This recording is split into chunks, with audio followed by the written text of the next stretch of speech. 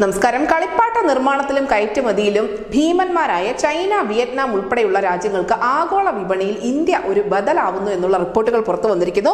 കഴിഞ്ഞ 8 വർഷത്തിനിടെ കളിപ്പാട്ട കയറ്റുമതിയിൽ രാജ്യം 239% വളർച്ച കൈവരിച്ചതായാണ് റിപ്പോർട്ടുകൾ സൂചിപ്പിക്കുന്നത്. 2022-2023 സാമ്പത്തിക വർഷത്തിൽ $326 മില്യൺ ആണ് ഭാരതത്തിന്റെ കളിപ്പാട്ട കയറ്റുമതി. 2014-2015 കാലഘട്ടത്തിൽ 96 മില്യൺ മാത്രമേ ഉണ്ടായിരുന്നുള്ളൂ. അതുപോലെ കളിപ്പാട്ട ഇറക്കുമതി 52% കുറഞ്ഞിട്ടുമുണ്ട്.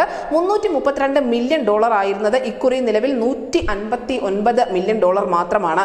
എന്തായാലും ഇന്ത്യയിലെ കളിപ്പാട്ട വ്യവസായവും കയറ്റുമതിയുമായി ബന്ധപ്പെട്ടുകൊണ്ട് IIM ലക്നൗ നടത്തിയ കേസ് സ്റ്റഡിയിലൂടെയാണ് ഇത്തരത്തിലുള്ള വിശദമായ ഒരു കണക്ക് പുറത്തു വന്നിരിക്കുന്നത്. കഴിഞ്ഞ ഏതാനും വർഷങ്ങളായി കളിപ്പാട്ട വ്യവസായത്തിന് അനുകൂല അന്തരീക്ഷം സൃഷ്ടിക്കുന്നതിന് മോദി ഭരണകൂടത്തിന്റെ ചില ശ്രമങ്ങൾ കൃത്യമായും ഉണ്ടായിരുന്നു എന്ന കാര്യം കൂടി റിപ്പോർട്ടിൽ പരാമർശിക്കുന്നുണ്ട്.